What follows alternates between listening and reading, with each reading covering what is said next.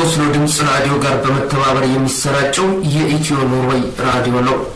የኢትዮ ኖርዌይ ራዲዮ በኤፍኤም 99.3 እና በዳብ ፕላስ ዘወትር እሁድ በቀጥታ ከ20 ሰዓት ጀምሮ ይሰራጫል። እንዲሁም በድህረ ገጻችን www.etmk.co/etm radio ወይንም voiceofoslo.com ይሰራጫል። መልካም ቆይታ። ጤና ይስጥልኝ አድማጮቻችን፣ እንደተለመደው የተለያዩ ፕሮግራሞች ይኖሩናል። ዜና፣ ስለ አንዳንድ ወቅታዊ ሁኔታዎች መረጃዎች ይኖሩናል።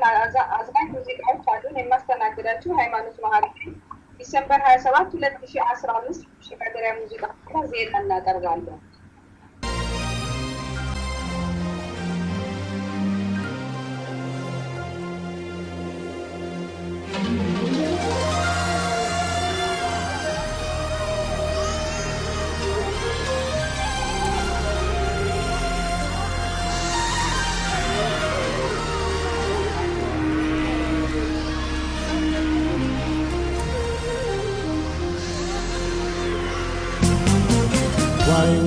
ዋይ ሲሉ የረሃብን ጉንፋን ሲስሉ ያዘንኩኝ በዓይኔ አይቼ ምን ላድርግ አለፍኳቸው ትቼ።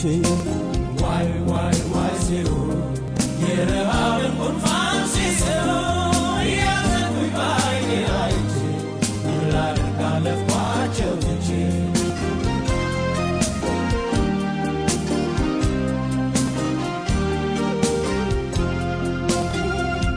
ወይ ማማ ወይ አባባ ነው ሲሉ ሆዴ ባባ አስጨነቀኝ ጭንቀታቸው ምንስ ሆኜ ምን ላርጋቸው። ሳያቸው አይኔ አፍጥጦ ተለየኝ ልቤ ደንግጦ ተብረከረከ ጉልበቴ ምን ላድርግ ዋድህነቴ። በረሃብ ስቃይቼ ነበር ግማሹ ጎኔ ሲቸገር ክው ብሎ ደርቆ አፋቸው የእግዚአብሔር ውሃ ሲጠማቸው። ዋይ ሲሉ የረሃብን ጉንፋን ሲስሉ እያዘንኩኝ በዓይኔ አይቼ ምን ላድርግ አለፍኳቸው ትቼ። ዋይ ሲሉ የረሃብን ጉንፋን ሲስሉ እያዘንኩኝ በዓይኔ አይቼ ምን ላድርግ አለፍኳቸው ትቼ።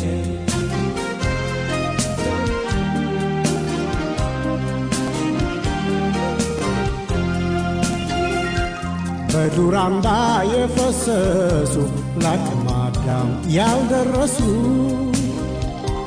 ሁሉም ሕፃን ልጆች ናቸው ምንስ ሆኜ ምን ላርጋቸው።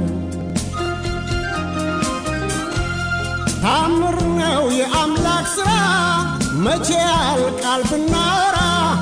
አንዱን ጎርፍ አጥለቅልቆት ሌላው ያልቃል በድርቆት። በዚች ከንቱ ድልል ዓለም መቼም ጠገብኩ የሚል የለም። የተገኘውን እንስጣቸው ቸርነቱን አንንሳቸው። ዋይ ሲሉ የረሃብን ጉንፋን ሲስሉ እያዘንኩኝ በዓይኔ አይቼ ምን ላድርግ አለፍኳቸው ትቼ። ዋይ ሲሉ የረሃብን ጉንፋን ሲስሉ። ኢትዮጵያ ውስጥ የመንግስት ለውጥ ያስፈልጋል ተባለ። ህዝብን ማስራብ በሰዎች ላይ የሚፈጸም ወንጀልና ግዴለሽነት መሆኑ ተገለጸ። የሚሉትና ሌሎች ዜናዎችን ይዘንላችሁ እንቀርባለን። ዝርዝሩ እንደሚከተለው ይቀርባል። ኢትዮጵያ ውስጥ የመንግስት ለውጥ ያስፈልጋል ተባለ። በቅርቡ የታየውን ሰፊ ህዝባዊ የተቃውሞ መነሻ በማድረግ የመንግስት ለውጥ መካሄድ አለበት ሲሉ ይሞግታሉ። ህዝቡ ለሁለተኛ ጊዜ ፍትህን፣ ሚዛናዊነትንና ሰላምን ጠይቋል። የኢንግላንዱ ኪንግ ጆርጅ የአሜሪካውያንን መብት አፍኖ እንደነበር ዛሬ በ2015 ፒኤልኤፍ የኢትዮጵያውያንን መብት አፍኖ ይገኛል። የመንግስት ለውጥ በስፋትና በግልጽ የተጠየቀው በ2005 በቅንጅት ወቅት ነበር። ሟቹ አምባገነን መሪ መለስ ዜናዊ ተስፋችንን ቢገለውም እሳቱን ግን ማዳፈን አልቻለም። በመሆኑም ወቅት እየጠበቀ ይፋፋማል። በ2005 የጎደለው የህዝብ አንድነት ነበር። ዛሬ የጎደለው ተሟልቷል። ህዝብ ወደ አንድነት እየመጣ ነው። የኦሮሞ ህዝብ እሳቱን ለኮሱት። ሌላውም በሙሉ ልብ ተቀበላቸው፣ ደገፋቸው፣ ተባበራቸው። ማፊያው የወያኔ መንግስት የተለመደውን የዘር ክፍፍል በመጠቀም ትግሉን ለማዳፈን ሞከረ። እንደለመዱት እንደ ሁልጊዜው አልሰራላቸውም። የወያኔ የኦሮሞ ክንፍ የሆነው ኦህዴድ ሳይቀር የኦሮሞ ወጣቶችን ጭፍጨፋ ተቃወመ። ተቃዋሚዎችም በአንድነት ለመስራት መስማማት ጀመሩ። በትጥቅ የሚታገሉትም እንደነ ግንቦት ሰባትና ሌሎች አሌንታነታቸውን ተባባሪነታቸውን አሳዩ። መንገዶች ሁሉ ድንጋዮችን በመቆልቆል ለወያኔ ያላቸውን ጥላቻ አሳዩ። መነሻው ማስተር ፕላን ይሁን እንጂ ቁልፉ ጥያቄ መንግስት ለውጥ ነው። ከዚህ ውጭ ምንም መድኃኒት የለም። ወያኔ ሊሻሻል የሚችል ድርጅት አይደለም። መለስተኛ ለውጦች የበለጠ ህዝቡን ለጥቃት ያጋልጡታል። ብቸኛው መፍትሄ ወያኔን ሙሉ በሙሉ ማስወገድ ነው። ጥሪያችን ለሀገራችን ወደ አዲስ መስመር የሚመራ ጊዜያዊ መንግስት እንዲቋቋም ነው። በዚህ መንገድ ጊዜያችንንና ገንዘባችንን ተጠቅመን የምንኖርባት አገር መፍጠር እንችላለን። ዲሴምበር 22 ቀን የተጻፈ በተለያዩ ሚዲያዎች ከተለቀቀ ጽሑፍ የተወሰደ ዜና ነው። እናት ገዳዮችን ምን እንበላቸው? አዲስ አበባ በ1997 ዓ.ም የተረሸኑት እናት ተረስተዋል። የተረሳ ነገር ስለሚደገም አሁንም ሌላ እናት ወለጋ በልጃቸው ፊት ተረሽነዋል። በርካታ እናቶች ለልጆቻቸው ሲሉ በወያኔ ኢህአዴግ ሰቆቃ እየደረሰባቸው ነው። የእናትነት ባህሪ የእናት ገዳዮች ጭካኔና ጥይት የማይበጥሰው ረቂቅ ሚስጥር ነው ሲሉ በላይነህ አባተ የተባሉ ጸሐፊ አሳወቁ። ይህንን መነሻ በማድረግ ቲፒኤልኤፍ ለምን እናቶችንና ልጆችን ይገላል የሚለውን ጥያቄ አንዳንድ ሰዎችን ጠይቀን ነበር። በርካታ መላሾች አይኤስኤስን እንደ ምሳሌነት በማንሳት ያስረዳሉ። አይኤስኤስ በርካታ በጭካኔ የተሞሉ የህዝብን አእምሮ የሚረብሹ የግድያ አይነቶች ይፈጽማል። ለምሳሌ ሰዎችን ማረድ፣ በእሳት ማቃጠል፣ ከፎቅ መወርወር የመሳሰሉት። የዚህ አይነት አገዳደሎች የሚመጡት አእምሮ ከተበረዘ አረመኔ ሰውነቱን ካጣ ግለሰብ ወይም ቡድን ነው። በተመሳሳይ ቲፒኤልኤፍ ህፃናትን በጥይት ጭንቅላታቸውን ይበትናል፣ ቤት ዘግቶ ሰዎችን ያቃጥላል፣ እናቶችን በአደባባይ በህዝብ ፊት ይረሽናል። ይህ የሚያሳየው የቲፒኤልኤፍን ሰይጣንነትና በአረመኔያዊ አገዳደሎች ህዝቡን ለዘላለም አንገቱን ለማስደፋት የሚያደርገውን ጥረት ነው። እናቶች የተቃውሞ መሪዎች እንዳልሆኑ ያውቃል። አናት ስለ ተቃውሞ ምንም የማያውቁ ንጹሃን ፍጡር እንደሆኑ ጠንቅቆ ያውቃል ሲሉ በርካቶች አስተያየታቸውን ሰጥተዋል። ህዝብን ማስራብ በሰዎች ላይ የሚፈጸም ወንጀልና ግዴለሽነት መሆኑ ተገለጸ። የኢትዮጵያ መንግስት አገሪቷ እያደገች እየተመነደገች ነው እያለ ዓለምን ሲያታልል መቆየቱ ይታወቃል። በቢቢሲ እና ሂውማን ራይትስ ዎች እንደዘገቡት መንግስት እርዳታን ለራሱ የፖለቲካ አጀንዳ ሲጠቀምበት በግልጽ ታይቷል። ረሃብ ለኢትዮጵያ መንግስት ገጽታ መበላሸት አሳስቦታል። አንድም ቀን ግን የህዝቡ እልቂት አሳስቦት አያውቅም። አንድም ቀን ህዝብን ማስራብ የሰብአዊ መብት ጥሰት መሆኑ ገብቶት አያውቅም። የተጭበረበረ ምርጫ ዋጋ ከፋይ በሚሊዮን የሚቆጠሩ ኢትዮጵያውያን ህፃናት፣ ሴቶች፣ አጠቃላይ ህዝብ መሆኑ በግልጽ እየታየ ነው። አገሪቷ በትክክል ዲሞክራሲያዊ ስርዓት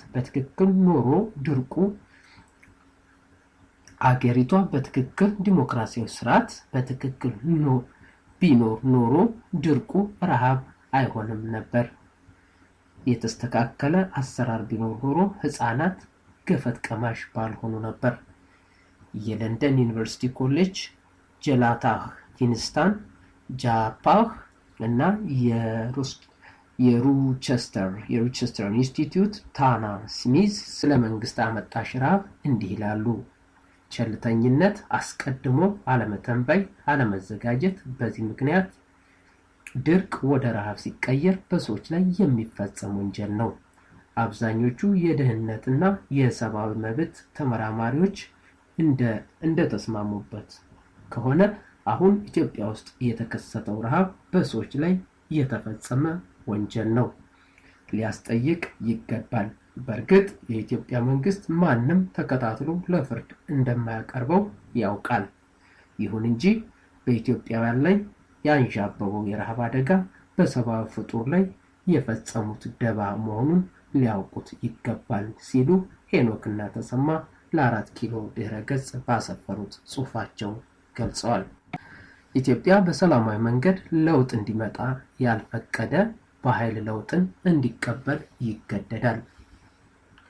ህወሓት በእያንዳንዷ የሰላምና የእርቀ ሰላም የድርድር መድረክ፣ በእያንዳንዷ የፖለቲካ ተሳትፎና መስተጋብር፣ በእያንዳንዷ የዲሞክራሲያዊ ሂደቱን ማጠማዘዝና ምርጫውን በሸፍጥ በታጀበ ድል አድራጊነት እያሸነፍኩ በህዝብ ላይ ሸፍቶ እልቂትን እየደገሰ ህዝቦችን በመግደል መኖሩ በመምረጡ ምክንያት እንጂ ሰላማዊ የሽግግር ለውጥ ለማምጣት የሚያስችሉት መልካም አጋጣሚዎች ሁሉ ያጣበት አጋጣሚ አልነበረም። አሁን ጊዜ ዘህወሓት ህዝባዊ እምቢተኝነትን በኃይል ለመቀበል የሚገደድበትና የቱንም ያህል ሰላማዊ ህዝቦችን ቢገድል ቢፈጅ እና እንዳበደ ውሻ ከወዲያ ወዲህ ቢቅበዘበዝ ከለውጡ አይቀሬነት እና ከህዝቡ የትግል መንፈስ አይበገሬነት ሊያመልጥ እንደማይችል በአይኑ በብረቱ እየተመለከተ ነው። ህዝባዊ ማዕበል አይኑን አፍጥጦ እየመጣበት ነው። ራሱ ሰላማዊ ዜጎችን በህዝብ ገንዘብ በተገዛ ጥይት በግንባራቸውና በደረታቸው ላይ እያነጣጠረ እየገደለና እልቂትን እየፈጸመ ጅራፍ ራሱ ገርፎ ራሱ ይጮሃል እንዲሉ በዚሁ በተለመደው አደንቋሪ ቅጥፈቱ ለህዝቦች ህልበት ምክንያት የሆኑት ጸረ ሰላም እና ጸረ ልማት ኃይሎች ስለሆኑ ህዝቡ እነርሱን አሳልፎ እንዲሰጥ በማለት ህዝቡን እያስገደደ በቀቀን እያስጮኸ የስብሰባ መድረኮችን በየከተማና በየቀበሌው እያዘጋጀ በህዝብ ግብር የሚተዳደሩትን የመገናኛ ብዙሃን አጨናንቆ ይገኛል። የሞኝ ዘፈን ሁልጊዜ አበባዬ እና የቄል ለቅሶም መልሶ መላልሶ እንደሚባለው ዘህወሓት የህዝቡን ነባራዊ የትግል ወኔ እና አይበገሬነት ወደ ጎን አሽቀንጥሮ በመጣል አሁንም ደግሞ እና ደጋግሞ ድብብቆሽ አጀንዳ ያላቸው ጸረ ሰላምና ጸረ ልማት ኃይሎች የቆሰቆሱት አመጽ ነው በማለት ህዝቡን ለማደናገርና ከተቀጣጠለው የአመጽ ማዕበል ለማዘናጋትና የቅጥፍና ድርጊቱን በማራመድ ላይ ይገኛል። ዘህወሓት በአሁኑ ጊዜ በሀገሪቱ ውስጥ እንደ ቋያ እሳት ከዳር እስከ ዳር የተቀጣጠለውን አመጽ እንቅስቃሴ በፍጥነትና አሁኑኑ በማጥፋት ነገ በሚቀጥለው ሳምንትና በቀጣዩ ዓመት የሚነሳውን ህዝባዊ አመጽ በሙሉ የሚያጠፋው መስሎ ይሰማዋል። የዩናይትድ ስቴትስ የመንግስት መምሪያ ከፍተኛ ተጽዕኖ ያለውን እና እንዲህ የሚለውን መግለጫ አውጥቷል። ዩናይትድ ስቴትስ በኢትዮጵያ በኦሮሚያ ክልል ዜጎች በሰላማዊ መንገድ ተቃውሟቸውን ባሰሙበት ጊዜ ለበርካታ ዜጎች ህይወት መጥፋት ምክንያት የሆነውን ጉዳይ እጅግ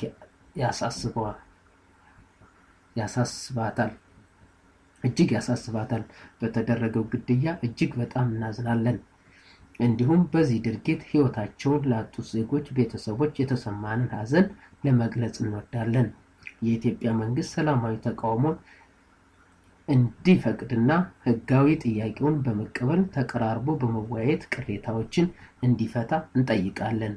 ርዕዮተ ዓለሙ በኢትዮጵያ ውስጥ ምንም አይነት የቀረ የሰላማዊ ትግል እድል የለም የሚል መልእክት ስታስተላልፍ ለእኔ እርሷ የጨዋታው ህግ አጧዥ ኃይል ሆና መቅረቧን እንዲገነዘብ ያደርጋል እንጂ አሁንም ቢሆን በኢትዮጵያ ውስጥ ሰላማዊ ሽግግር ለውጥ ሊደረግ ይችላል የሚል እምነት አለኝ። ምክንያቱም ሀሳባዊ ተቆርቋሪ ኢትዮጵያዊ ነኝና ኢትዮጵያ በክብር ለዘላለም ትኑር። ታህሳስ 12 2008 ከፕሮፌሰር አለማየሁ ገብረ ማርያም ትርጉም በነጻነት ሀገሬ ለሀገሬ። ወልቃይት ጠገዴ ጸለምት በአማራው ላይ ህወሓት የፈጸመው የዘር ማጽዳት ወንጀል በገብረ ማርያም አርያ በድጋሚ ተጋለጠ። ቲፒኤልኤፍ አሰብ ለኢትዮጵያ አያስፈልግም በሚል ጽኑ ተቃውሞ ምክንያት ኢትዮጵያ አሰብን ያጣችበት ሚስጥር የበለጠ ግልጽ ሆነ። ይህ ታሪካዊ መረጃ በተቀነባበረ መልኩ የሚጀምረው ገና ተጋድሎ ሓርነት ህዝባዊ ትግራይ ታሃት ሲፈጠር ጀምሮ አስቀድሞ ለማጥፋት ያነጣጠረው በአማራው ህዝብ ላይ እንደሆነ በማስገንዘብ ነው። ከዚህ በመነሳት የታሃት ፕሮግራም ገና ከ1967 ጀምሮ የረቀቀው በዲማ ኮንፈረንስ በካቲት 1968 ከ150 ያላነሱ የታሃት ታጋዮችን በማሰባሰብ ህጋዊ ሆነ ተብሎ ቢነገርም ሁሉም ታጋዮች ግን አልተቀበሉትም። በመጥፎ መልኩ የተዘጋጀውና አማራውን በማውገዝና ጠላት ብሎ የፈረጀ ነው። ይህ ፕሮግራም ለመጀመሪያ ጊዜ በእጅ ጽሑፍ ተዘጋጅቶ ወደ 30 ገጽ የሚሆን ተባስቶ በመጽሐፍ መልክ ተጠርዞ በብዛት ተያዘ። በኃላፊነት የጻፉት አረጋዊ በርሄ፣ ስብሐት ነጋ፣ ስዩም መስፍን፣ መለስ ዜናዊ፣ አባይ ፀሐዬ ናቸው። በየቦታው እንዲሰራጭም ተደረገ። ከመጀመሪያ እስከ መጨረሻ ኢትዮጵያን ለመበታተን ህዝቧን በዘርና በጎሳ የከፋፈለ አማራውን ደመኛ ጠላት ብሎ ያወገዘ ሆኖ የመጣና እነሆ ዛሬ ኢትዮጵያ ህገ መንግስት የሆነ አስተሳሰብ ነበር። በአርከበ ዕቁባይ የተዘጋጀ ካርታ ከቤጌምድር ጠቅላይ ግዛት ከላይ የተጠቀሱትን ቦታዎች ከወሎ ጠቅላይ ግዛት ራያና ቆቦ፣ አላማጣ፣ ወልዲያ፣ አፍላደራ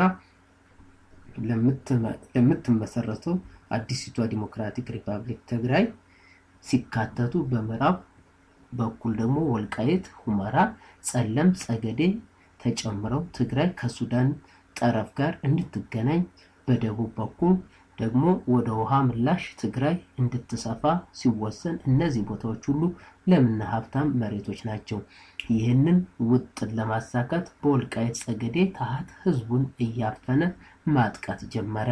የወያኔ ህወሓት ታሃት መሰረታዊ የታሪክ ወንጀል የወልቃይት ጸገዴ፣ ጸለምት፣ ሁመራ ኢትዮጵያን ከተፈጠረችም ጀምሮ ለብዙ ሺህ ዘመናት ሲወርድ ሲዋረድ የመጣው ታሪካዊ ቦታዎች በጌምድር ጎንደር ግዛት መሬት ነው። በወልቃይት ጸገዴ ጥቃቱን ያቀነባበሩት አመራሮች ስዬ አብርሃም፣ አርከበ ዕቁባይ፣ ጻድቃን ገብረትንሳኤ፣ ዘራ ያስግዶም፣ አዋሎም ወልዱ ናቸው። እነዚህ በሰሜን በጌምድር ወልቃይት ጸገዴ ትዕዛዝ ይጠባበቁ የነበሩ ሲሆን ይህንን ሁሉ በበላይነት የመራው ስብሐት ነጋ ሲሆን የቅርብ ተባባሪዎቹ ደግሞ አባይ ፀሐዬ፣ አርከበ ዕቁባይ ነበሩ። ከላይ የተጠቀሱት የህወሓት አመራር የሰሜን ጎንደር ነዋሪ ሰላማዊ ህዝብ ለማጥቃት የታየ ሁኔታ አመራሩ ዝግጅት ያደረገው ነበር። ከቤጌምድር ጠቅላይ ግዛት በታሃት ህወሓት የተነጠቁት መሬቶች ወልቃይት ጸገዴ፣ ጸለምት፣ ቃፍታ፣ ሁመራ፣ ከወሎ ጠቅላይ ግዛት ደግሞ ደቡብ ወሎ የተነጠቁት ቦታዎች ህገወጥ ናቸው። ተስፋፊው ታሃት በፕሮግራሙ መቅደም በሚለው አርዕስት ያካተተው የትግራይ ቦታዎች ናቸው የሚለው የትግራይ ህዝብ ከመጀመሪያው ከ1969 ጀምሮ በቁርጠኝነት የተቃወመው ነው። ወያኔ ህወሓት ወደ ሰሜን በጌምድር ሲዘምት ዋናው አስተባባሪ ሆኖ እልቂቱ እንዲፈጸም ያስተባበረው የድርጅቱ ሊቀመንበር ስብሐት ነጋ ነበር። ከስብሐት ነጋ ጋር በመተባበር በተግባር የዘር እልቂት እንዲፈጽሙ የተመደቡት የማዕከላዊ ኮሚቴ አባላት ደግሞ አርከበ ዕቁባይ፣ ስዩም መስፍን፣ ዘራ ያስግዶም፣ ስዬ አብርሃ ናቸው። በእልቂቱ የታሰሩት ተዋጊ ኃይሎች የተመሩት ደግሞ በሳሞራ የኑስ፣ ተከስተ እስጢፋኖስ፣ ታደሰ ወረደ፣ መኮንን አልሂሱም ሲሆኑ ክርቢ ተብለው የሚታወቁት ሽብርተኛ ጋንታ የተመሩት ደግሞ በሻሸይ በላይ አሰፋ ማሞ፣ ጸጋይ ቆማጥ፣ መሐሪ ዳሳ፣ ጉግሳ ነበሩ። አምስተኛ ክርቢት ደግሞ የተመራው በአርከበ ዕቁባይ ሲሆን ስምሪታቸው በጸገዴ፣ ወልቃይት፣ ጸለምት ነበር። እነዚህ የሚኖረው ህዝብ በኢትዮጵያዊነቱ እዚህ የሚኖረው ህዝብ በኢትዮጵያዊነቱ የሚያምን ነው። እኛ በታሪክ ሲወርድ ሲዋረድ የመጣን አማሮች ነን በማለታቸው በቀንና በሌሊት እሳት ነበልባል ወረደባቸው። በስብሐት ነጋ የሚመራው የህወሓት ሰራዊት ከያሉበት እየለቀመ በጥይት እየተደበደቡ አለቁ። ሀብት ንብረታቸው እንቁላል፣ ዶሮ፣ የጋማ ከብት ያፈሩት ንብረት ሁሉ በህወሓት እየተዘረፈ ወደ ትግራይ እየመጣ የሰራዊቱ ቀለብ ሆነ። ቤት ፈረሰ። ወላጆች ህፃናት ጨምሮ በህወሓት አለቁ። ቤተሰቦች እየተሰበሰቡ በቤት ውስጥ እየታጎሩ አርከበ ቁባይ በሚመራው ክርቢት እሳት እየተለቀቀባቸው በእሳት አጋይተው ጨረሷቸው። ወያኔ ኢትዮጵያን ከተቆጣጠረ በኋላ አሰብ ለኢትዮጵያ እንዳይሆን አደራዳሪዎችንም ሆነ ሻዕቢያን ተቃወመ። ተንታኞች እንደሚሉት ጠላት ብሎ የፈረጀው ህዝብ በቅርብ ርቀት የባህር ወደብ ያገኛል ብሎ ስላሰበ ነው። ሁለተኛው ታላቂቷ ትግራይ የጎንደር መሬት በመቀማት ከሱዳን ጋር ስለተገናኘች ሌሎች በተለይ አማራው ከውጭ ሀገራት ጋር ለመገናኘት የትግራይ ጥገኛ ለማድረግ ነው። በአጠቃላይ ከሱዳን ጋር በመሻረክ አፍኖ ለመግዛት ከነበረው መርዛማ እቅድ የመነጨ ነው። በተጨማሪ ህወሓት በጋምቤላ፣ ኡጋዴን፣ ኦሮሞ፣ ሲዳማ፣ አፋርና ሌሎች ላይ የፈጸመውን ደባ አጋልጧል። በመጨረሻም ብቸኛው መፍትሄ ወያኔን በትብብር ማስወገድ ነው ሲሉ አስረድተዋል። ዲሞክራሲያዊ ለውጥ በኢትዮጵያ ድጋፍ ድርጅት ኖርዌይ በርገን ቅርንጫፍ ታላቅ ሰላማዊ ሰልፍ አደረገ። ወያኔ ቡድን በሰላማዊ ጥያቄን በጠየቁ የኦሮሞ ተማሪዎች ላይ ቆመጥና ጥይት ሆኗል መልሱ። በተጨማሪም አባቶቻችን ደማቸውን አፍስሰው አጥንታቸውን ከስክሰው ያቆዩልንን ዳር ድንበራችንን በምዕራብ ኢትዮጵያ በጎንደር ክልል ህዝቡን በማፈናቀል በመግደል በማሳደድ 1600 ኪሎ ሜትር ርዝመት ወደ ጎን ከ30 እስከ 60 ኪሎ ሜትር የሚደርስ ቦታን ለሱዳን አሳልፎ ለመስጠት በዝግጅት ላይ ይገኛል። ሰላማዊ ሰልፉ በኖርዌይ ሰዓት አቆጣጠር ከቀኑ 14 ሰዓት ጀምሮ እስከ 16 ሰዓት የተደረገ ሲሆን በጣም አስቸጋሪውን የበርገንን የአየር ጸባይ በመቋቋም የወያኔን መንግስት የሚያወግዙ የተለያዩ መፈክሮችን በመያዝ እና በማሰማት ወደ ከተማዋ ከንቲባ ጽሕፈት ቤት ተጉዘዋል። በሰልፉ ላይ ሰልፈኞች ያሰሟቸው ከነበሩት መፈክሮች መካከል ጥያቄያችን የነጻነት፣ የመብት፣ የፍትህ ጥያቄ ነው። ህዝብን በማጣላት ህዝብን በማጋጨት ሀገር መምራት አይቻልም። እኛም የትግሉ አጋር ነን። ጠላታችን ወያኔ ብቻ ነው። አባቶቻችን በደማቸው በአጥንታቸው ያቆዩልንን ድንበር ቆርሶ ለባዕዳን መስጠት ህዝብን መናቅ ታሪክን ማጥፋት ነው። ኢትዮጵያዊነት አንድነት ነው የሚሉ ይገኙበታል።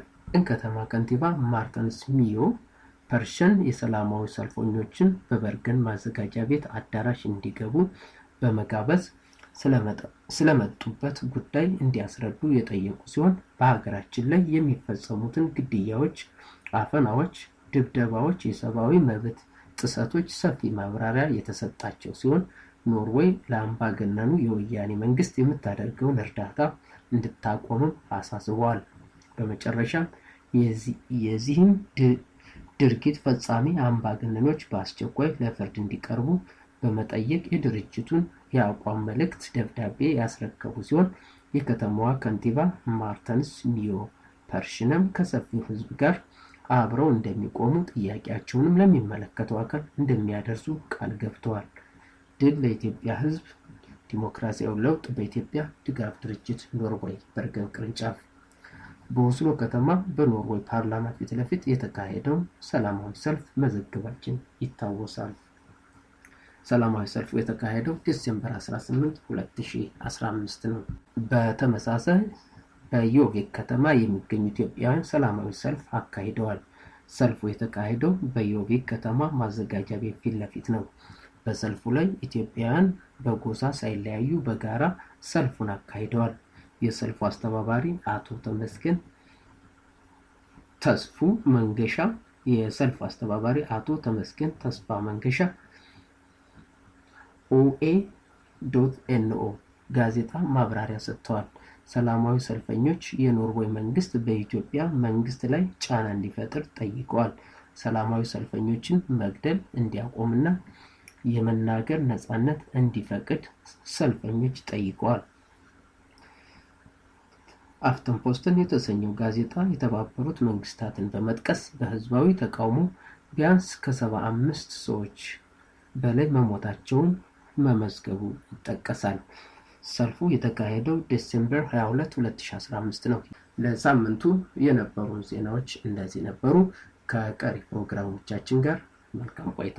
ሰዓት እላፊ ገና በጨቅላ ዕድሜያቸው ችግር አስገድዷቸው መንገዶች ሁሉ ዝግ ቢሆኑባቸው ሰውነታቸውን እየሸጡ የስቃይ ኑሮ የሚገፉ ኢትዮጵያውያን ወጣት ሴተኛ አዳሪዎች እውነተኛ ታሪክ ላይ የሚያጠነጥን ሰዓት እላፊ መጽሐፍን ኢትዮ ኖርዌይ ራዲዮ በተከታታይ ያቀርብላችኋል። ለመሆኑ ስለ መጽሐፉ የዘርፉ ባለሙያዎች ምን ይላሉ? ይህ የኤርሚያስ ስዩም መጽሐፍ የሴት እህቶቻችንን ውስጣዊ ማንነት የምናይበት መነጽር ነው። የታሪኩ ተዋንያን ስስ ልብ፣ ጣፋጭ አንደበት በተለየ ሚዛን እንድንለካቸው እድል ይሰጠናል። ራሳችንንም ወደ ውስጥ እንድናይ ይመክራል። የኑሮን ቋጥኝ ገፍቶ የመጣል ጥንካሬያቸውን በቀላልና ውብ የፈጠራ ክሬቲቭ ነንፊክሽን አቀራረቡ ያስኮመኩመናል። የታሪኩ ፍሰት አእምሯችንን ሰቅሶ ይይዛል። ማንበብ ከጀመርን ሳንጨርስ አናቆምም። በሕይወት ምስቅልቅል ልባችን ቢነካም የአእምሮ ምግብ በሆነው ታሪክ ደግሞ እየረካን በሐሴት ሰመመን እንመሰጣለን። መኩሪያ መካሻ አዲስ አበባ ዩኒቨርሲቲ መምህር። ኤርሚያስ ተዳፍኖ የተቀመጠውን የረመጥ እሳት ገልጦ ያሳየበት ድፍረት የተሞላበት ጽሑፍ ነው። አንድ ደራሲ የጻፈውን ሚሊዮኖች ሰፍሰፍ ብለው የሚያነቡለት ከሆነ ለእኔ ከዚህ የበለጠ አሸናፊነት የለም። ሰዓት እላፊ የጨለመውን ምስጢር የመሸታ ቤቱን ድራማ ከነ ገጸ ባህሪያቸውና ከነ ምስላቸው አንቅሎ የዋጣ ታላቅ የምርምር ሥራ ነው። በጽሑፉ መነሻ የተሰሩት የካርቶን ምስሎች በመብራት ውስጥ ደምቀው የሚታዩትን እህቶቻችንን በአካል የምናውቃቸው አስመስሎ ፊታችን ላይ ደቅኖ አሳይቶናል። ለቴዲማን ምስጋና ይድረሰው። ሳምሶን ማሞ የኢትዮ ቻናል ጋዜጣ ማኔጂንግ ዳይሬክተር። የሴተኛ አዳሪነት ችግር በብዙ መልኩ በጋዜጦችና በመጽሔቶች እንዲሁም በመጽሐፍት ተጽፎ መወያያ ሲሆን ተመልክቻለሁ። ሰዓት እላፊን ለየት የሚያደርገው አንኳር ችግሮች ተነባቢ ኢንትረስቲንግ ገጽታ ተሰጥቷቸው ለዛ ባለው ሁኔታ እንደ መነጋገሪያ ጉዳይ ተደርገው የመቅረባቸው ጉዳይ ነው።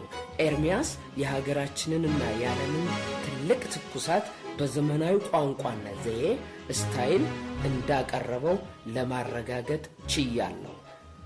መስፍን ኃይለማርያም ኤኤፍኤ በፈጠራ አጻጻፍ። ሰዓት እላፊ በየሳምንቱ አነበዋለሁ። ሰዓት እላፊ የኔም የጓደኞችም ሕይወት ነው። ከዚህ ምስቅልቅል ያለ ሕይወት እንድንወጣ የሚፈልግ ያለ አይመስለኝም።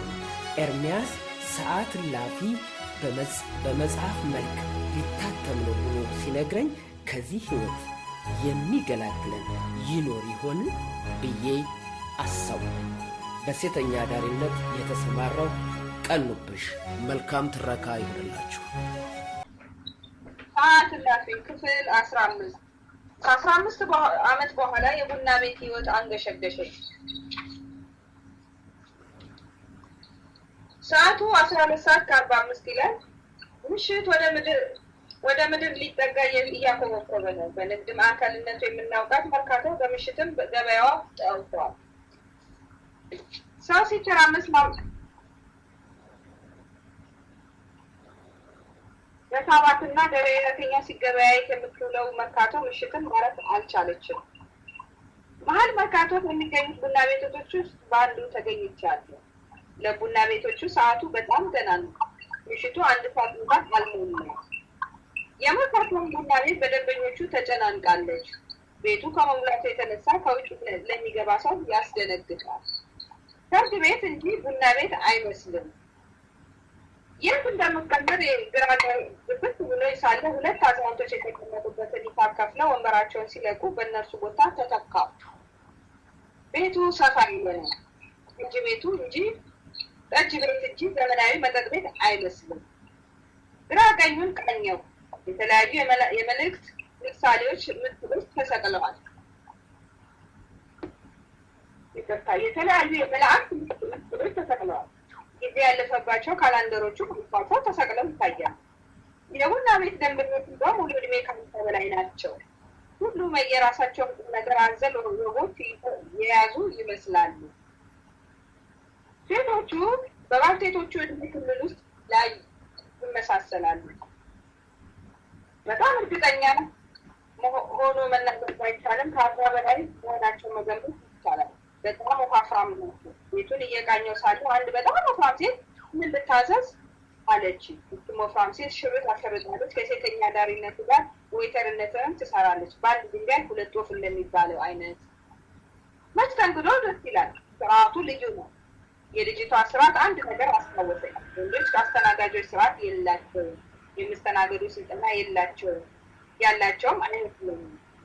ቢራ ሲታዘዙ ከልብ ልብ እያሉ ይሄዱና ከልብ ልብ እያሉ ቢራውን ከፍተው ይሰወራሉ።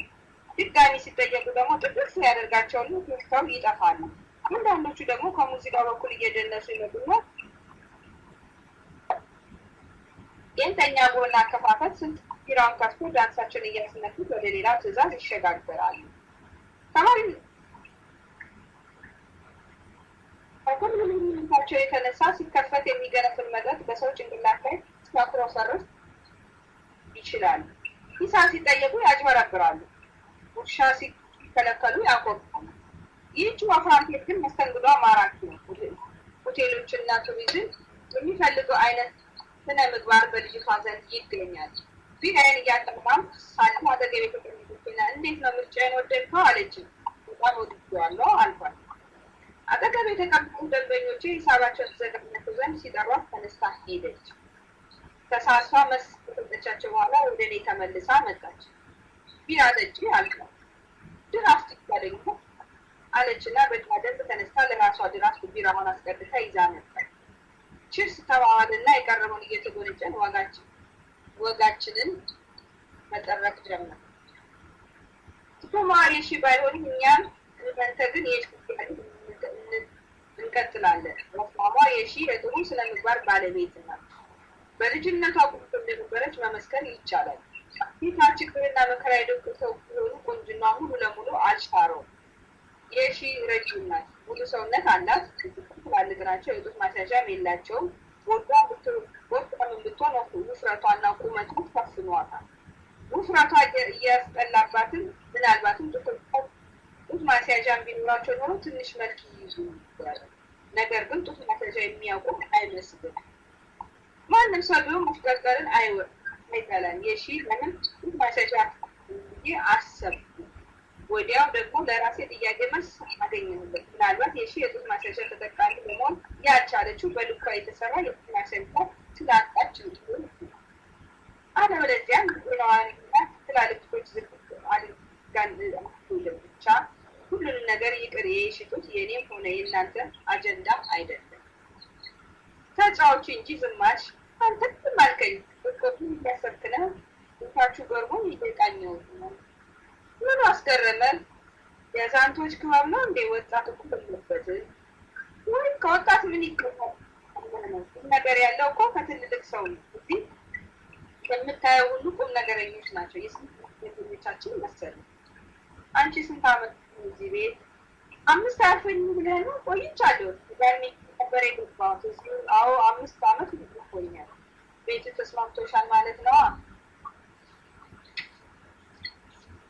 እዚህም እዚያም ከማለት አንድ ቦታ ተቀምጦ መቀመጡ ሳይስተላይ ራግን ጥሩ ነው፣ ቆንጆ ነው። ያው የተለመደው ኑሮ የምንኖረው ብዙ ገንዘብ ብታገኝም ብታጣም ያው ኑሮ ነው። በደሞዝ ነው የምትሰሪው? አዎ ደሞዝ አለኝ። በዚህ እሰራለሁ። ደህና ገቢ አለኝ። ወይ ደሞዝ እኮ ትንሽ ነች። እንደው 9 ሰዓት ገብቼ እሰራለሁ እንጂ ለቤት ኪራይ ልትያችሁ። ሌላ ደግሞ ቤት ከሙሉ እያልኩ ቤት ከመዋል እኮ ጤና አይሰጥም። ቤስቶች ጫቱንም ምንም ስትል ባክስ ትቀራለች አለችና ለራሷ ድራፍት ቢራዋን ለኔ ደግሞ በደሌ ስፔሻሊዛ ምን መሰል አለችና ቀጠለች። እኔ አሁን ደስተኛ ነኝ። ሙሉ ቀን በመስራቴ ብዙ ብር ባላገኝም ሙሉ ጤና ግን አለኝ። ተኝተው የሚውሉት ሴቶች በየሳምንቱ ፈለጠኝ ቆረጠኝ ሲሉ ነው እድሜያቸውን የጨረሱት። ስራ አይናቅ ለብዛም ተነስ እኔ ደስተኛ እኖራለሁ። የማገኘው ፊት እንኳን በአግባቡ አስቀምጣለሁ። በሳምንት 50 ብር ቆጥቼ ዛሬ ደግሞ እያሟላሁ በደስታ እኖራለሁ። እድሜሽ ግን ስንት ነው? 40 አልፌያለሁ መሰለኝ። ቅድም ቢዝነስ እሰራለሁ ብለሽኝ ነበር። ሳገኝማ እሰራለሁ። ደንበኛ አለሽ? ደንበኛ የሚባል አልወድም። ደንበኛ ካለኝማ ለምትጠይቀው አልወጣም። እንዳቤት ደግሞ ደንበኛ ያስፈልጋል። ከተስማማ ማውጣት ነው። የቤቶቹ ደንበኞች አዛውንቶች ናቸው። ይጠይቃሉ። ለምን አይጠይቁም? ምን ያደርጋሉ? ሰዎች አልመሰሉም እንዴ? ባለትዳሮች ቢሆኑ ያሻቸውን ያደርጋሉ። እንኳን ትንሽ ነው፣ ግን ጥሩ ክብር አላቸው። ስክን ያሉ ስለሆኑ ችግር የለባቸውም። ስንት ዓመት ሰራች ያንኳል የሺ ምንም መሳሰተች ስትቀር ጨዋታ ለመቀየር ፈልጌ ነበር። ቢራዬን ተጎነጨውና ብርጭቆ በጥንቃቄ ወደ ቦታው ስመልሰው ጊዜው ግን እንዴት ይሄዳል አለችና ወጣም መዘርገፍ ጀመረች። በ1985 በት ገጠር ማርቆስ የገባሁት ከደብረ ማርቆስ ሳለሁ ነው ምን ስራ የጀመርኩት። አቤት በዚያን ጊዜ እንዴት ቆንጆ ነበርኩ መሰለህ። ልጅነቴንና ቁንጅናዬን ብታየው ትገረም ነበር። እዚያ ደብረ ማርቆስ ቆንጆ ሲሉኝ ስራው መጣመኝና አዲስ አበባ ከበብ ካሳንቺስና ሳሪስ አካባቢ ሰርቻለሁ። መርካቶ ከመጣ በኋላ ግን ቤት መቀያየር ደስ ብሎኝም ስለምኖር ይኸው ይህን ቤት ሙጥኝ ብያለሁ አለችና ድራፍታም ተጎነጨች። ባባ አደረገ ድጋሚ ያልኳትና የራሷን ብርጭቆ ይዛ ሄዳ በራሷ ብርጭቆ አስቀድታ መጣች። ቤት ውስጥ ያሉት በሙሉ ተመሳሳይ በእድሜ ላይ ያሉ የሚመሳሰሉ እንደ ወፋፍራም ባይሆኑ በእድሜ ግን ተቀራራቢ ናቸው። ይህ የድራፍት ቢራዋን ይዛ ስትመለስ ኖር አልኳት። በልጆቻችን አይገባም ብላ ስትልጅ ልጅ አልወለድሽም ብዬ ጠየኳት። 3 ልጆች አሉኝ። ከአባቴ ጋር ዛሬም አድገዋል። አንድ ወንድ ልጄ እንደውም ትዳር ሳይመሰረት አይቀርም ያለው። ገጠር እኮ ለጋብቻ ችግር የለም። የአባቱን መሬት ይካፈልና ያገባል። ሴቶች ናቸው። አሁን እንኳን የተሻሻለ ስለሆነ ችግር የለም ይማርኩ ብዬ አስባለሁ። አትጠይቂያቸው? እስካሁን ጠይቂያቸው አላውቅም። ሰዎች ግን ያሉበትን ሁኔታ ነግሮኛል። አንድ የሀገሬ ሰው አለ ከጎጃም የሚመላለሱ እሱ የገጠር ደርሶ ሲመለስ ያለው ሁኔታ ይነግረኛል። ሁሉንም ነገር እሰማለሁ። እኔ በልጅነቴ ነው ጋብቻ የመሰረትኩት። ባሌ የአባቴ ኩያ የሆነ ትልቅ ሰው ናቸው። አግብቼ መኖር ከጀመርኩ በኋላ ህይወቴ ጥሩ አልነበረም። ብዙ ችግሮች ነበሩብኝ። እኚህ የአባቴ ጓደኞች ገንዘብ ያላቸው ትልቅ ሰው ቢሆኑ አስተቃይተውኛል። በጣም ቀናተኛ ነበር። 4 ዓመት አብሬያቸው የተደሰትኩበት አልነበረም። ለምን እሳቸው ደግ ቢሆኑ የሞላላቸው የተረፋቸው እንኳን ስወጣ ለምን ወንዶች ባዩሽ ብለው ነበር የሚደበድቡ። በየቀኑ ይደበድቡኝ ነበረ። የድብደባ ብዙ ወስዶኛል። የጎጃም ባህል ለባሏ መልስ መስጠት ጠርቶ ወድቶኛል ብላ አትችልም። ጎጃም ቤት አካባቢ ነው። እሱን ተው ምን ያደርግልኛል። ድብደባ ሲሰለቼ ወጣሁና በደብረ ማርቆስ አቀናሁ። ደብረ ማርቆስ ሳለሁ አንድ ሆቴል ቤት ገብቼ ስራውን የጀመርኩት። ከደብረ ማርቆስ ወደ አዲስ አበባ መጣሁና ስራውን ለምን በአጠቃላይ ደብረ ማርቆስ ተቆጠረ ለ15 ዓመታት ያህል ስራ ሰርቻለሁ። አሁን ግን አንበሽብሾኛል። ከተማ በመምጣቴ ደስተኛ ብሆንም ያለ እድሜ ለትዳር መብቃቴ ያለ እድሜ የአባቴን ጓደኛ ማግባቴ ሳያንሰኝ ይህ የአባቴ ጉያ በየቀኑ የሚያደርሱብኝ የዱላ ውርጅብኝ ስለ ከበደኝ ያደግኩባትን ትቼ ልጆቼን አባታቸው ጋር ትቼ ወጣሁ። የገጠር ትዳር ከባድ ነው። የገጠር እናቶች የተበደሉ ናቸው። የገጠር ባሎች ትምህርቱም ስለሌላቸው መሰለኝ ለልጆቻቸው አያዝም። ልጆችሽ አይነት አሁን ማድጋሉ ልገናኝ ለዚህ ሁሉ ያደረገኝ አባቴ ነው። የገጠር ወንድ ገንዘብ ይወዳል። የገንዘብ ሲል ነው ኩያውን ሽማግሌ ድሮ ለዚህ ያበቃል። እናቴ በዙ ኖሮ የኔ ህይወት ባንኩ ዘበራረቀ ነበር አለችና እንደማልቀስ ብላ ነበር የምታስቀምጥባትን ትንሽዬ ቦርሳ ዚፕ ከፈተችና ማረባ አውጥታ አይኖቿን አወጣች። ባታለቅስም አይኔሽን ትኩር እንዲያየው የተጎዳ ፊት አለ እንኳን ማዲያት አበላሽቷል። ሜካፕ ተጠቃሚ ትመስላለች። አሁን ማክሪዳት ንቅሳት የሚመስል ሸንተረር ማንገቱ ላይ ተመለከቱ። በጣም የደረሰው ሊጠፋ የተቃረበ ይመስላል። እሺ ንቅሳት አለሽ እንዴ አልኳት። እንዴት አየኸው አለች። በኃይል ሳቅ። እሺ ሳቅ አይነት ስስቅ እንዴት ነው ብላችሁ እንደማትጠይቁ አምናለሁ። እሺ ህይወቷ በችግርና በመከራ የተሞላ ቢሆንም ሳቋ ግን የሀብታም ሴት በደንብ አትኩረህ አይታየኛል ማለት ነው እንጂ አይታይም ነበር። እንዴት ልታየው ቻልክ? ወደኸኛል ማለት ነው አለችና አሁንም ያን ሀብታም ሳቋ አመጣች። ወደኸኛል ማለት ነው ያለችው ነገር እንጂ አትላቀኝ። በልቤ ምን አይነት አዲስ ማማት ግን ታጥቶት ወዲያው ገና ራሴን አረም አፍቃሪ እውር ይባል የለ የሰው ልጅ መውደጃ አይታወቅም። ማን ያውቃል እንደ እሺ ያለችው ላይ ሊጥለኝ ይችላል። ስንት መጥፎ ነው። ማየት ደስ ይለኛል። ማየት ደግሞ ለራሴም ሳይገባኝ አትኩሬ አይቻልም። ለነገሩ ማየት ከሆነ በደንብ ማየት ነው እንጂ ማድበስበስ ምን ያደርጋል? ለካት በኃይል ብቻት ነው። ንቅሳት ነው አውቀዋል። በአሁኑ ግን ንቅሳት እንዳለኝ የሚያውቅ የለም። ድሮ በጣም ቀይ ስለነበር ዶላ ብሎ ይታይ ነበር። አሁን ግን ፊቴ እንደምታየው በማዲያት ተበላሽቷል። የድሮ ቅላትም የለም። ደግሞ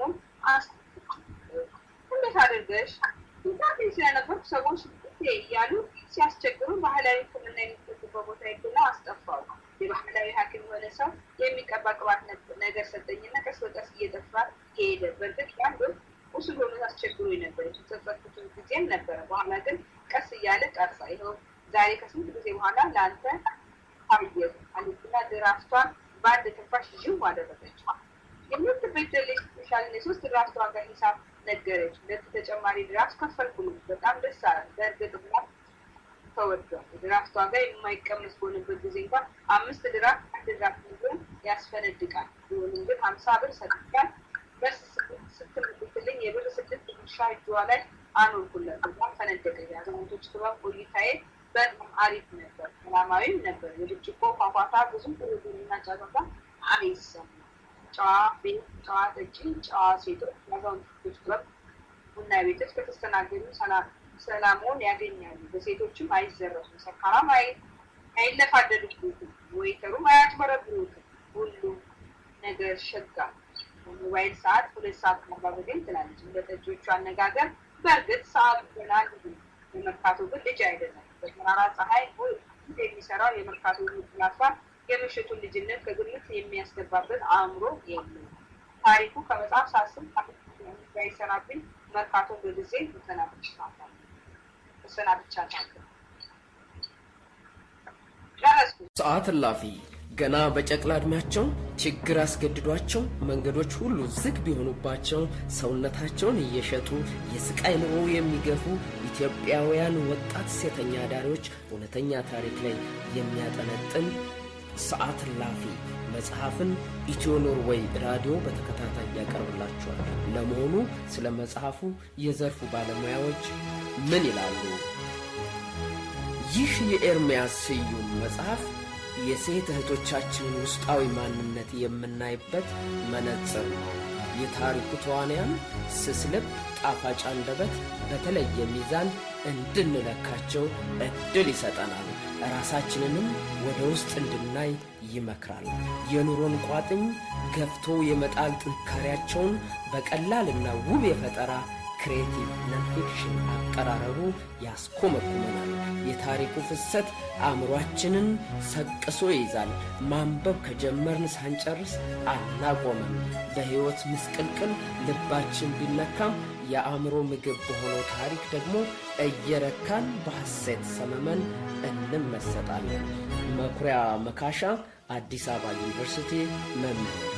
ኤርምያስ ተዳፍኖ የተቀመጠውን የረመጥ እሳት ገልጦ ያሳየበት ድፍረት የተሞላበት ጽሑፍ ነው። አንድ ደራሲ የጻፈውን ሚሊዮኖች ሰፍሰፍ ብለው የሚያነቡለት ከሆነ ለእኔ ከዚህ የበለጠ አሸናፊነት የለም። ሰዓት እላፊ የጨለማውን ምስጢር፣ የመሸታ ቤቱን ድራማ ከነገጸ ባህሪያቸውና ከነምስላቸው ፈንቅሎ የዋጣ ታላቅ የምርምር ሥራ ነው። በጽሑፉ መነሻ የተሰሩት የካርቶን ምስሎች በመብራት ውስጥ ደምቀው የሚታዩትን እህቶቻችንን በአካል የምናውቃቸው አስመስሎ ፊታችን ላይ ደቅኖ አሳይቶናል። ለቴዲ ማን ምስጋና ይድረሰው። ሳምሶን ማሞ የኢትዮ ቻናል ጋዜጣ ማኔጂንግ ዳይሬክተር። የሴተኛ አዳሪነት ችግር በብዙ መልኩ በጋዜጦችና በመጽሔቶች እንዲሁም በመጽሐፍት ተጽፎ መወያያ ሲሆን ተመልክቻለሁ። ሰዓት እላፊን ለየት የሚያደርገው አንኳር ችግሮች ተነባቢ ኢንትረስቲንግ ገጽታ ተሰጥቷቸው ለዛ ባለው ሁኔታ እንደ መነጋገሪያ ጉዳይ ተደርገው የመቅረባቸው ጉዳይ ነው። ኤርሚያስ የሀገራችንንና የዓለምን ትልቅ ትኩሳት በዘመናዊ ቋንቋና ዘዬ ስታይል እንዳቀረበው ለማረጋገጥ ችያለሁ። መስፍን ኃይለማርያም AFA በፈጠራ አጻጻፍ። ሰዓት እላፊ በየሳምንቱ አነበዋለሁ። ሰዓት እላፊ የኔም የጓደኞችም ሕይወት ነው። ከዚህ ምስቅልቅል ያለ ሕይወት እንድንወጣ የሚፈልግ ያለ አይመስለኝም። ኤርሚያስ ሰዓት እላፊ በመጽሐፍ መልክ ሊታተም ነው ብሎ ሲነግረኝ ከዚህ ሕይወት የሚገላግለን ይኖር ይሆን ብዬ አሰቡ። በሴተኛ አዳሪነት የተሰማራው ቀኑብሽ። መልካም ትራ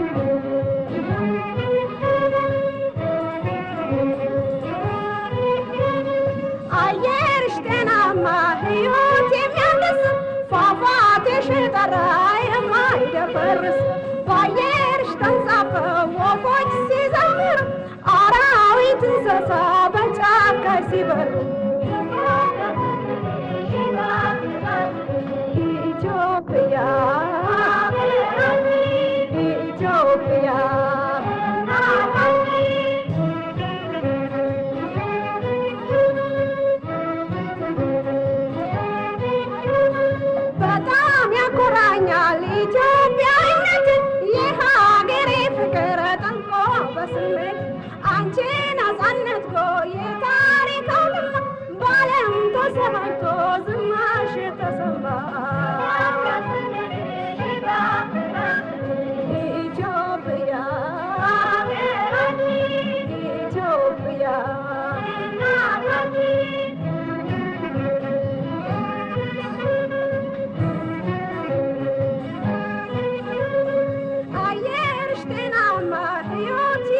የማይደፈርስ ፏፏቴሽ የጠራ የማይደፈርስ በአየርሽ ተንሳፈው ወፎች ሲዘምሩ አራዊት እንስሳ በጫካ ሲበሩ ኢትዮጵያ ስንልሽ እናት